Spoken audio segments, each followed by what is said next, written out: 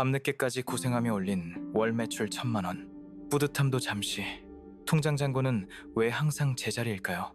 분명 숫자로는 엄청난 성공을 거둔 것 같은데 실제 손에 쥐는 돈은 예상보다 훨씬 적습니다.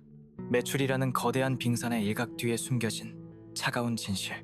오늘은 온라인 쇼핑몰의 월 매출 1,000만 원이 과연 얼마의 순이익으로 돌아오는지 그 냉혹한 현실을 파헤쳐 보겠습니다. 수익의 착시 터널을 지나 화려한 숫자가 아닌 진짜 돈의 흐름을 쫓아가는 여정입니다. 이 터널의 끝에서 여러분의 이커머스 사업은 새로운 전환점을 맞이할 것입니다. 2023년 대한민국 온라인 쇼핑 거래액은 약 227조 467억 원으로 사상 최고치를 기록했습니다. 누구나 쉽게 뛰어들 수 있는 시장처럼 보이지만 그만큼 경쟁도 치열합니다. 수많은 셀러들이 월 1,000만 원 매출을 목표로 밤샘 작업을 이어갑니다. 그러나 이 매출액이 곧 순이익으로 연결될 것이라는 환상은 빠르게 깨지곤 합니다. 첫 번째로 우리를 맞이는 벽은 바로 플랫폼 수수료입니다. 네이버 스마트 스토어는 만약 월 1,000만 원 매출을 쿠팡에서 올렸다면 최소 100만 원에서 최대 150만 원이 기본적으로 플랫폼에게 돌아갑니다. 시작부터 큰 돈이 사라지는 셈이죠. 여기에 결제 수수료까지 추가됩니다. 카드사, 비지사, 결제 대행사를 거치며 2.5%에서 3.5%가량의 수수료가 또 발생합니다. 1,000만 원 매출 기준 약 25만 원에서 35만 원이 추가로 빠져나갑니다. 플랫폼 수수료와 합치면 벌써 125만 원에서 185만 원이 허공으로 사라집니다.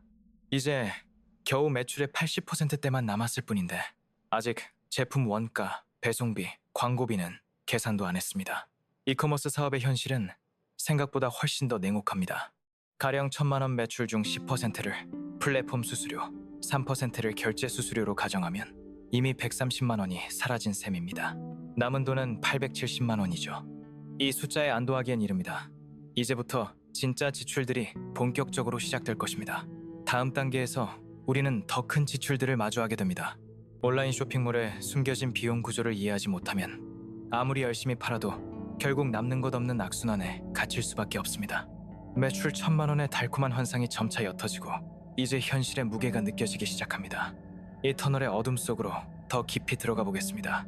온라인 쇼핑몰의 진짜 순이익을 갉아먹는 두 번째 거대한 존재는 바로 제품 원가입니다. 이 원가는 매출의 가장 큰 부분을 차지하는 숨겨진 괴물이죠. 패션 의류를 예로 들어볼까요? 동대문 사입 기준으로 보통 원가는 판매가의 60%에 달합니다. 자체 제작일 경우 초기 투자 비용까지 더해질 수 있습니다. 월 매출 1,000만 원에서 원가 50%를 가정하면 500만 원이 제품 구매에 쓰입니다. 여기에 앞서 빠져나간 수수료 130만 원을 합치면 이미 630만 원이 사라진 상태입니다. 남은 금액은 370만 원. 매출의 37%만 이 손에 남은 것처럼 보이지만 이것은 아직 절반의 진실에 불과합니다. 진짜 아킬레스건은 따로 존재합니다. 바로 재고 관리 비용입니다.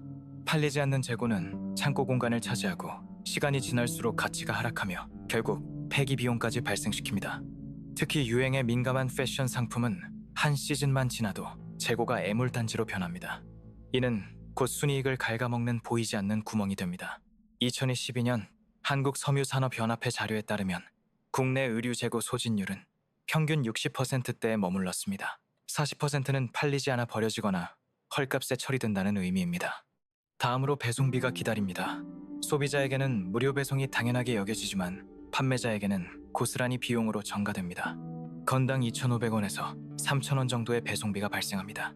월 1,000만 원 매출을 위해 평균 객단가 5만 원짜리 상품을 200개 팔았다고 가정해봅시다. 단순 계산해도 배송비로만 50만 원에서 60만 원이 나갑니다. 여기에 포장재 비용, 인건비까지 합치면 실제 지출은 더 커집니다. 예를 들어 에어캡, 박스, 비닐봉투 등 포장재에 건당 500원이 추가된다면 200개 주문에 10만 원이 더 들어가는 셈입니다. 이제 남은 금액은 370만 원에서 배송비 60만 원을 뺀 310만 원입니다. 매출 대비 31%만 남았습니다. 하지만 아직도 숨겨진 비용들이 있습니다. 많은 셀러들이 배송비와 포장비를 간과합니다. 단순히 택배 계약 단가만 생각하고 부자재 비용이나 포장 인력에 대한 시간 비용을 계산하지 않습니다. 제품 원가와 배송비는 매출이 늘어날수록 함께 비례하여 증가하는 대표적인 변동비입니다. 이 부분을 효율적으로 관리하지 못하면 수익성은 빠르게 악화됩니다. 수익성 악화는 곧 사업의 지속 가능성을 위협합니다. 마치 밑 빠진 독에 물 붓기처럼 아무리 열심히 물을 길어와도 채워지지 않는 상황이 될 수 있습니다. 우리가 생각했던 1,000만 원이라는 매출액은 이미 절반 이하로 줄어들었습니다. 이제 이 잔여 금액마저 위협하는 더 강력한 적이 등장할 차례입니다. 수익의 착시 터널은 점점 더 깊은 곳으로 우리를 인도합니다. 다음 챕터에서는 매출을 파먹는 최악의 복병들과 마주하게 될 것입니다. 매출 1,000만 원의 환상을 깨는 가장 잔인한 복병, 바로 반품입니다. 반품은 단순히 환불을 넘어선 마이너스 매출이며 복합적인 손실을 안겨줍니다. 반품 상품이 들어오면 고객에게 환불해줘야 합니다. 그리고 왕복 배송비는 물론 포장재 비용, 검수 및 재포장 인건비, 심지어 재판매 불가 상품으로 이어질 수도 있습니다. 예를 들어 월 200개 판매 중 10%인 20개가 반품된다고 가정해봅시다. 개당 객단가 5만 원이라면 100만 원이 환불 처리됩니다. 여기에 왕복 배송비 편도 3,000원 기준 6,000원, 20개에 12만 원, 재포장 비용 및 인건비까지 더하면 반품 1건당 6만 5천 원의 손실이 발생합니다. 총 20건의 반품으로 인해 약 130만 원의 직접적인 손실이 발생합니다. 이는 고스란히 순이익에서 차감되어 버리는 치명적인 타격입니다. 반품률을 줄이는 것이 곧 순이익을 높이는 첫 번째 해결책입니다. 상세한 제품 정보, 정확한 사이즈 차트, 실제 고객 착용 후기를 적극적으로 활용해야 합니다. 그럼에도 불구하고 피할 수 없는 또 다른 거대한 지출은 광고비입니다. 온라인 시장은 돈을 내야 보이는 경쟁의 장입니다. 광고는 이제 선택이 아닌 필수가 되었습니다. 월 매출 1,000만 원을 달성하기 위해선 상당한 광고비를 지출해야 합니다. 일반적으로 매출의 10%에서 30%까지를 광고비로 책정하는 경우가 많습니다. 만약 1,000만 원 매출에 20%의 광고비를 지출했다면 200만 원이 광고 플랫폼에 지불됩니다. 이는 순이익을 크게 깎아먹는 주범입니다. 구글, 페이스북, 인스타그램, 네이버 검색 광고 등 다양한 채널에서 경쟁이 심화되면서 고객 획득 비용 CAC는 계속해서 상승하고 있습니다. 만약 상품 1개 판매를 위해 1만 원의 광고비를 지출했다면 200개 판매 시 200만 원이 됩니다. 이는 매출 규모가 커질수록 기하급수적으로 늘어납니다. 지금까지 계산한 비용을 다시 합쳐봅시다. 플랫폼 수수료 10%, 100만 원, 결제 수수료 3%, 30만 원, 원가 50%, 500만 원, 배송비 6%, 60만 원, 반품 손실 13%, 130만 원, 광고비 20%, 200만 원. 총 지출액은 무려 1,020만 원입니다. 매출 1,000만 원을 초과해버렸습니다. 이는 극단적인 예시일 수 있지만 많은 셀러가 겪는 현실이기도 합니다. 순이익이 마이너스라는 충격적인 결과는 많은 온라인 판매자들이 매출 숫자의 함정에 빠져 있다는 것을 보여줍니다. 매출은 많지만 정작 돈은 벌지 못하는 것이죠. 광고 효율을 높이는 것이 두 번째 해결책입니다. ROAS 광고 수익률 분석을 통해 비효율적인 광고를 줄이고 타겟 고객에게 정확히 도달하는 전략을 세워야 합니다. 또한 한 번 구매한 고객이 재구매하도록 유도하는 고객 생애 가치 LTV 전략을 통해 장기적인 광고비 부담을 줄여나갈 수 있습니다. 브랜딩 강화와 충성 고객 확보는 광고비의 늪에서 벗어날 수 있는 강력한 무기입니다. 단순히 많이 파는 것을 넘어 누구에게 어떻게 팔 것인지 고민해야 합니다. 수익의 착시 터널은 이제 그 어두운 바닥을 드러내고 있습니다. 매출 1,000만 원이라는 목표가 얼마나 허상에 가까울 수 있는지 깨닫게 될 것입니다. 이 현실을 직시하고 다음 챕터에서는 이 문제를 해결할 수 있는 심층적인 분석과 통찰을 제공할 예정입니다. 매출 1,000만 원에서 순이익이 마이너스가 되는 충격적인 현실을 마주했습니다. 이제 우리는 이 문제를 해결하기 위한 숨겨진 레버리지를 찾아야 합니다. 글로벌 이커머스 컨설팅 기업인 맥킨지앤컴퍼니의 2023년 보고서에 따르면 성공적인 온라인 리테일러의 순이익률은 평균 50% 수준입니다. 하지만 초기 단계의 소규모 셀러들은 3% 미만이거나 심지어 마이너스를 기록하는 경우가 허다합니다. 이는 효율적인 비용 관리가 얼마나 중요한지 보여줍니다. 우리의 착시 터널에서 간과했던 또 다른 비용은 인건비입니다. 혼자 운영하더라도 여러분의 시간은 돈입니다. 그 시간을 비용으로 환산해야 합니다. CS 응대, 상품 등록, 포장, 배송, 마케팅 기획 등 모든 업무에 들어가는 여러분의 시간이 한 달에 100시간이라면 최저 시급으로만 계산해도 100만 원 가까이 됩니다. 이 외에도 사무실 임대료, 통신비, 전기세, 세무기장료, 소프트웨어, 구독료 등 고정 비용들이 발생합니다. 이들은 매출과 상관없이 매달 지출됩니다. 이러한 고정비는 매출 규모가 작을수록 상대적으로 큰 부담으로 작용합니다. 매출 1,000만 원에 고정비 100만 원은 10%지만 매출 100만 원에는 100%가 됩니다. 순이익률을 높이는 핵심 레버리지 중 하나는 바로 원가 협상력입니다. 대량 구매를 통해 원가를 낮추거나 경쟁력 있는 제조사를 발굴해야 합니다. 하지만 소규모 셀러에게 대량 구매는 재고 부담으로 이어질 수 있습니다. 이때 수요 예측 능력이 중요해집니다. 데이터를 기반으로 정확한 재고를 유지하는 것이죠. 두 번째 레버리지는 자동화입니다. 반복적인 업무를 자동화 소프트웨어나 솔루션으로 대체하여 인건비와 시간을 절약하는 것입니다. 예를 들어 주문 처리 자동화, CS 챗봇 도입, 상품 정보 일괄 등록 솔루션 등은 초기 투자 비용이 들지만 장기적으로 큰 효율을 가져다 줍니다. 세 번째 레버리지는 객단가 상승 전략입니다. 단순히 많은 상품을 파는 것을 넘어 하나의 고객에게 더 많은 가치를 제공하고 더 높은 금액을 지불하게 만드는 것입니다. 묶음 할인, 연관 상품 추천, 프리미엄 서비스 제공 등을 통해 객단가를 높이면 동일한 매출이라도 판매 건수가 줄어들어 배송비와 인건비를 절약할 수 있습니다. 예를 들어 5만 원짜리 상품 200개 대신 10만 원짜리 상품 100개를 팔면 배송비는 절반으로 줄고 포장 시간도 절약됩니다. 매출 1,000만 원의 질이 달라지는 것이죠. 결국 순이익은 단순히 매출, 비용이 아닌 각 비용 항목들을 얼마나 효율적으로 통제하고 최적화하느냐에 달려 있습니다. 데이터 기반의 의사결정이 필수적입니다. 어떤 광고가 효율적인지, 어떤 상품이 재고 부담을 줄이는지, 어떤 배송 방식이 최적인지 끊임없이 분석해야 합니다. 많은 셀러들이 매출이라는 달콤한 숫자에 취해 데이터 분석을 소홀히 합니다. 그러나 데이터는 수익의 착시 터널을 밝혀주는 유일한 등대입니다. 단순히 열심히 파는 것을 넘어 스마트하게 파는 것이 중요합니다. 이 지점에서 많은 사업가들이 성공과 실패의 갈림길에 서게 됩니다. 지금까지 우리가 발견한 레버리지를 통해 1,000만 원 매출에 진짜 순이익을 만들어낼 수 있는 전략적 사고의 전환이 필요합니다. 이커머스 시장은 끊임없이 변화하고 있습니다. 단순한 상품 판매를 넘어 미래 수익성을 높이기 위한 새로운 시나리오들을 살펴봐야 합니다. 단기적으로는 고객 경험, CX를 최적화하는 것이 중요합니다.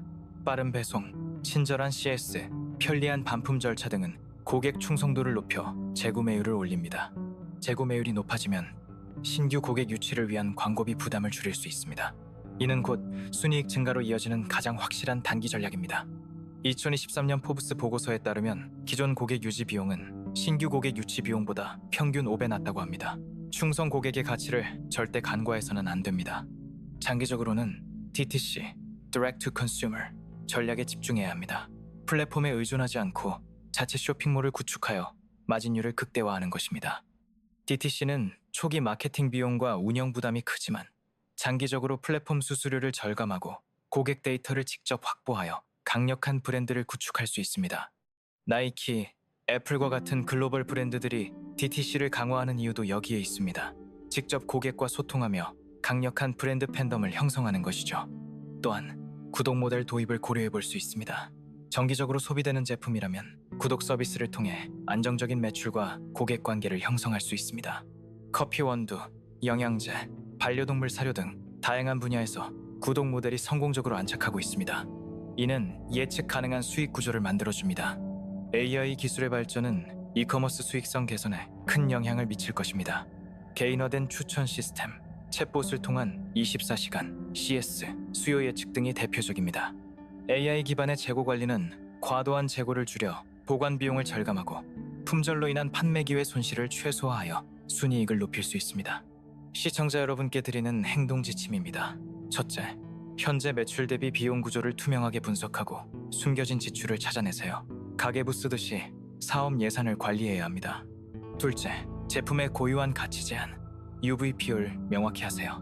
단순히 저렴한 가격 경쟁이 아닌 고객이 기꺼이 지갑을 열 만한 특별함을 제공해야 합니다.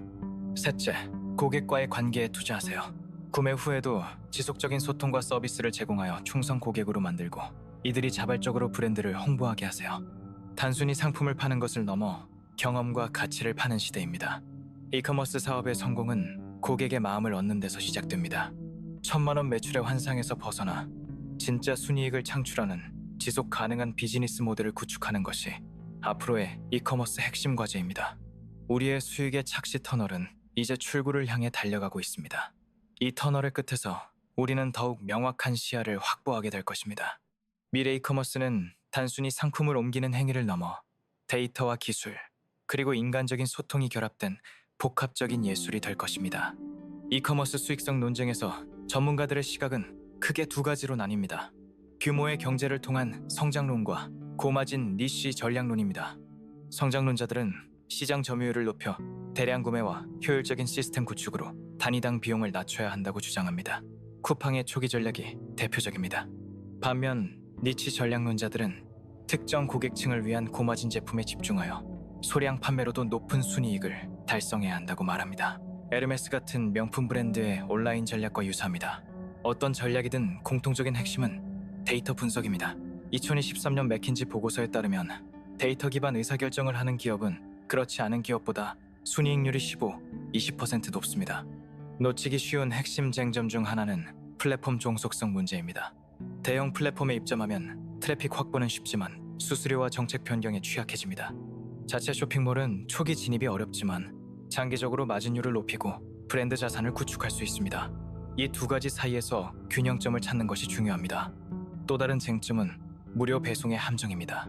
소비자를 유인하는 강력한 수단이지만 판매자에게는 고스란히 비용 부담으로 돌아옵니다. 일부 전문가들은 무료 배송 대신 배송비 포함 가격을 명시하거나 일정 금액 이상 구매 시 무료 배송을 제공하여 고객과 비용을 공유하는 방식을 제안합니다. 또한 지속 가능한 공급망 관리도 중요 쟁점입니다.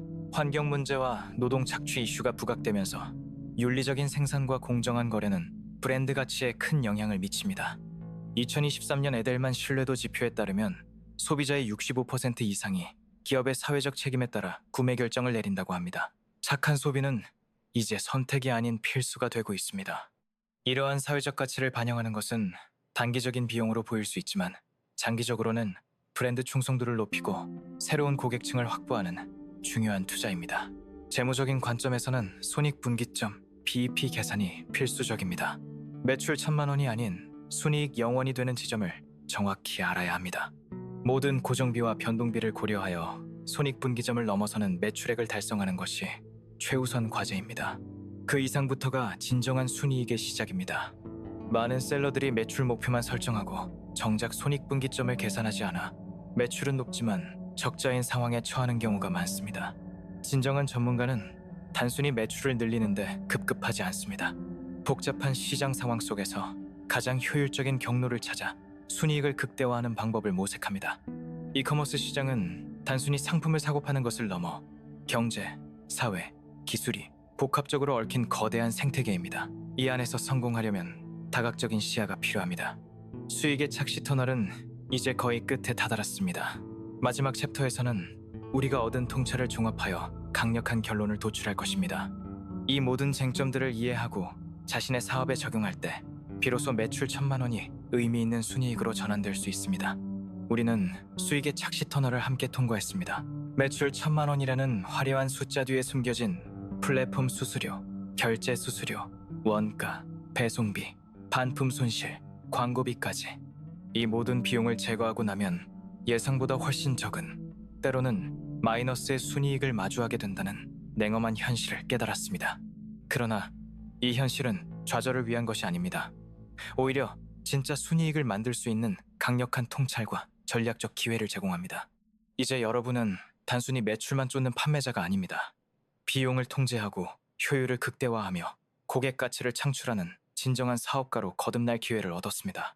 매출 1,000만 원에서 시작된 이 여정은 결국 순이익을 결정하는 것은 매출의 크기가 아니라 수익 구조의 건강성이라는 결론에 도달했습니다. 여러분의 사업에 가장 적합한 플랫폼을 선택하고 원가 협상력을 높이며 반품률을 줄이고 광고 효율을 극대화해야 합니다. 무엇보다 중요한 것은 고객의 마음을 얻고 강력한 브랜드를 구축하여 지속 가능한 성장을 추구하는 것입니다. 이것이 변동하는 이커머스 시장에서 살아남는 길입니다. 오늘 이 영상이 매출의 환상에서 벗어나 여러분의 사업이 진정한 순이익을 창출하는 데 도움이 되었기를 진심으로 바랍니다. 기억하세요. 온라인 쇼핑몰은 단순히 물건을 파는 곳이 아닙니다. 숫자를 읽고 시장을 분석하며 고객의 마음을 사로잡는 전략의 전쟁터입니다. 매출 1,000만 원의 달콤한 유혹을 넘어 순이익 100만 원의 견고한 현실을 만들어내는 것이 진정한 성공입니다. 지금 당장 여러분의 쇼핑몰 비용 구조를 다시 한번 꼼꼼히 들여다보세요. 숨겨진 비용들이 여러분의 순이익을 좀먹고 있을지도 모릅니다. 현실을 직시하고 전략적으로 행동하는 여러분의 사업은 분명 더 밝은 미래를 맞이할 것입니다. 이 터널의 끝은 새로운 시작을 의미합니다. 이 영상이 여러분의 이커머스 사업에 작은 불씨가 되었기를 바랍니다. 순이익을 향한 여정에 항상 행운이 함께하길 응원합니다. 오늘 내용이 유익하셨다면 좋아요 버튼을 눌러주시고 채널 구독을 통해 더 많은 경제 통찰을 놓치지 마세요.